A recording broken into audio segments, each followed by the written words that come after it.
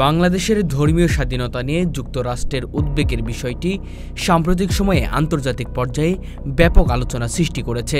যুক্তরাষ্ট্রের পররাষ্ট্র দপ্তর সম্প্রতি প্রকাশিত একটি প্রতিবেদন ও বিভিন্ন বিবৃতিতে বাংলাদেশের ধর্মীয় সংখ্যালঘুদের প্রতি অপ্রতুল্য সুরক্ষা ও হেফাজতের অভাবকে কেন্দ্র করে গভীর উদ্বেগ প্রকাশ করেছে।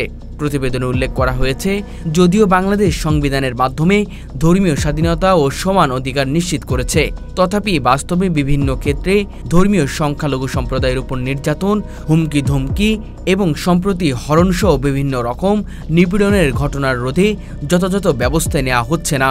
বিশেষ করে হিন্দু, বৌদ্ধ, খ্রিস্টান ও আদিবাসী সম্প্রদায়ের মানুষেরা নিয়মিতভাবে সামাজিক, রাজনৈতিক ও অর্থনৈতিক স্থানে বৈষম্য শিকার হচ্ছে।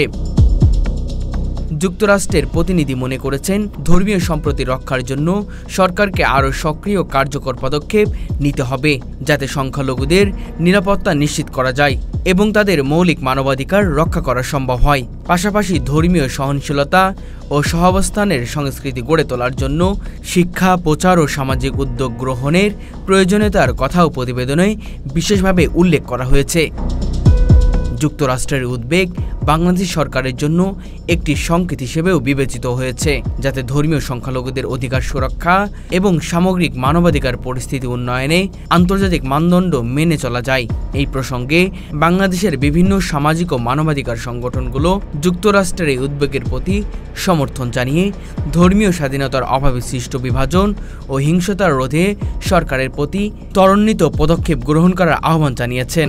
ফলে ধর্মীয় স্বাধীনতা ও সংখ্যালঘু অধিকার নিয়ে এই আন্তর্জাতিক আলোচনা ভবিষ্যতে বাংলাদেশের মানবাধিকার পরিস্থিতির উন্নয়নে গুরুত্বপূর্ণ ভূমিকা পালন করতে পারবে বলে আশা করা হচ্ছে।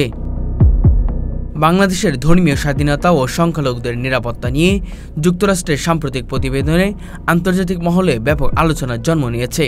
ওই প্রতিবেদন অনুযায়ী দেশে ধর্মীয় সংখ্যালঘু সম্প্রদায়ের উপর হামলা, সম্পত্তি লুটপাট ও সামাজিক বৈষম্যের ঘটনা বেড়েই চলেছে। বাংলাদেশের মানবাধিকার সংস্থা ও বিভিন্ন রাজনৈতিক বিশ্লেষকরা যুক্তরাষ্ট্রের এই প্রতিবেদনের দেশের জন্য একটি সতর্ক বার্তা হিসেবে দেখছেন। তারা বলছেন, ধর্মীয় স্বাধীনতার অবক্ষয় শুধু মানবাধিকার লঙ্ঘনের কারণ নয়, এটি দেশের সামাজিক ও রাজনৈতিক স্থিতিশীলতার জন্য হুমকি হয়ে দাঁড়িয়েছে। সরকারি পর্যায় থেকে ঐক্য সহনশীলতা বৃদ্ধির ক্ষেত্রে উদ্যোগ না নিলে ভবিষ্যতে ধর্মীয় সংঘাত বাড়ার সম্ভাবনা রয়েছে বলে তারা সতর্ক করছেন। এই প্রতিবেদন প্রকাশের পর বাংলাদেশ সরকারের পক্ষ থেকে দ্রুত প্রতিক্রিয়া আসেনি, তবে পরবর্তীতে কিছু সরকারি কর্মকর্তারা জানান যে সরকারের নীতিমালা ও আইন যথাযথভাবে প্রয়োগ হচ্ছে এবং ধর্মীয় সম্প্রীতি রক্ষার কাজ চলমান রয়েছে। তবে আন্তর্জাতিক পর্যায়ে এই বিষয়টি বাংলাদেশের ভাবমূর্তির জন্য নেতিবাচক প্রভাব ফেলতে পারে বলে বিশেষজ্ঞরা মনে করছেন।